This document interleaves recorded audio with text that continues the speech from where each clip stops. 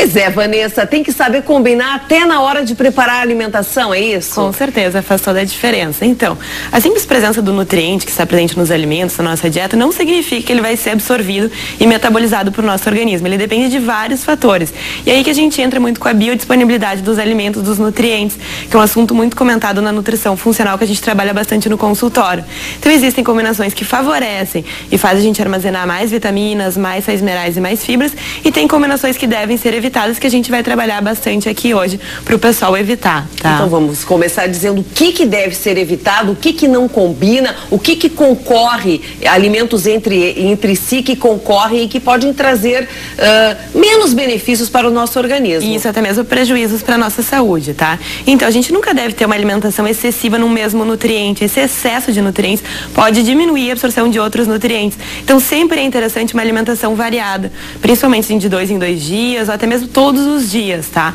A má alimentação também vai prejudicar a absorção de nutrientes. O uso de panelas, por exemplo, aquela teflon desgastada, panelas de alumínio também vai prejudicar. Até mesmo exercício em excesso, aquele overtraining, também vai fazer a pessoa perder vitaminas e sais minerais. E agora a gente vai entrar principalmente em algumas combinações principais que o pessoal faz no dia a dia, que são perigosas ou não. Então vamos lá, você de casa aproveite que nós vamos falar sobre as combinações que podem ser perigosas e tem umas que podem ser até mitos. Isso, é verdade. Então, uma combinação que é bem interessante é o café, tá? O café, ele diminui a absorção do ferro, que está presente na carne, no feijão, no peixe, no frango. Então, por exemplo, eu fiz um almoço maravilhoso com o feijão, com uma carne cheio de ferro. Aí, se depois eu coloquei um cafezinho, por mais que ele aumente o metabolismo, esse cafezinho ele pode prejudicar a absorção do ferro. Então, o ideal é que o cafezinho ele seja consumido antes das refeições ou depois das refeições, ou nos lanches, enfim, mas não no momento que tenha ferro, que está principalmente presente nessas proteínas, tanto de origem animal quanto de origem vegetal. E aí a gente tem o café descafeinado, né? Porém, ele também continua diminuindo a absorção, mas em menos quantidade que aquele café com cafeína.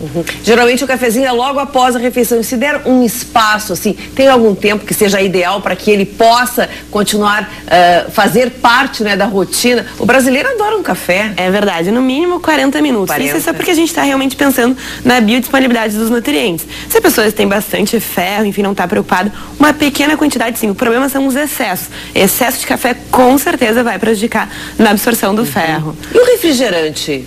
O refrigerante. O cuidado que se deve ter. A gente sabe, olha, é altamente calórico, dá celulite, flacidez e por aí afora. Mas nessa questão de combinações, ele também prejudica? Assim, realmente, o refrigerante ele dá celulite, tanto o normal quanto o light, o zero, enfim, tá?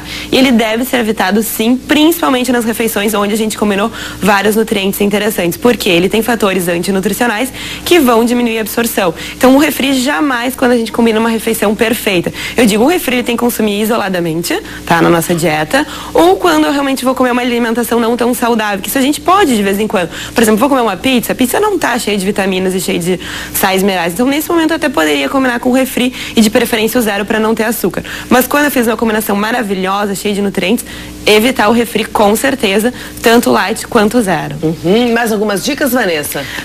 Sim, também o cálcio, tá? Ele também é muito prejudicado em relação ao café. Se for usar, por exemplo, café com leite, pouquinho café, não muito, para não prejudicar na absorção. Tá. Então esse é um cuidado fundamental, né? Porque o cálcio, a gente tem que estar sempre, principalmente as mulheres, né? A gente tem que estar muito ligada, né? Sobre uma ingesta diária de cálcio, até para uma questão de reposição das perdas que nós temos ao decorrer da vida, né? Isso mesmo. Outra coisa que é bem interessante, o limão, tá? O limão, ele ajuda a eliminar as toxinas e ele ajuda a absorver muito o ferro. Então, esse aí realmente vai potencializar as absorções.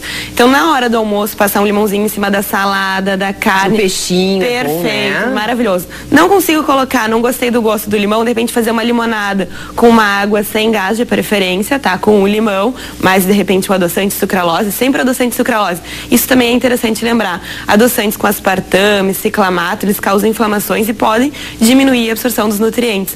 O único indicado seria a sucralose ou não adoçar, né? Ok, olha só as dicas da nutricionista Vanessa Leite, lembrando que você pode sempre mandar a sua sugestão e as suas dúvidas. É só entrar no site www.vanessaleite.com.br. Assim nós fizemos respondendo a várias perguntas e vamos retornar com a participação dos nossos telespectadores. Agora, Vanessa, tem muito mito também, não é? Nessas misturas que a gente fica achando que combina e não combina. Quais são as mais comuns e que, na verdade, elas não são assim danosas para o organismo? Assim, que não são danosas, tá? Deixa eu até falar uma que acho que é bem importante, que é danosa. Por exemplo, aquela pessoa que come uma sobremesa na hora do almoço. Também tem cálcio. Sobremesa normalmente é um pudim, um cremezinho. E vai diminuir a absorção. Então tem várias pessoas que fazem isso, principalmente os idosos, e não é interessante. De repente botar sobremesa mais para os lanchinhos da tarde, tá? Otimizações, então, por exemplo, o gengibre é ótimo, vai aumentar o metabolismo, a pimenta, a vitamina C para combinar com o ferro. E aí também muito importante a gente ter o intestino funcionando bem. Se o intestino não está funcionando bem, não adianta fazer as melhores combinações que eu não vou absorver. Então aquela pessoa realmente precisa estar bem hidratada. Aquelas pessoas que comem fibras, as fibras elas não funcionam se a gente não ingerir água. E as fibras estão presentes nas frutas, nos legumes e nos vegetais. A gente ficou devendo então os mitos. Com certeza. A gente pensa que está fazendo mal, mas que na verdade é mito. Sabe aquele papo do dia a dia, mas que na verdade, comprovadamente, não trazem prejuízos para a nossa saúde. Mas essas dicas da Vanessa, você pode sim seguir à risca, que são informações para que você tenha o seu cardápio diário cada vez mais adequado. Serviços de pesquisas, enfim, né? Ela é uma nutricionista e sabe muito bem as informações que está passando para os telespectadores. Obrigada, Vanessa. Obrigada, Vera. Nós voltamos então contigo na próxima quarta.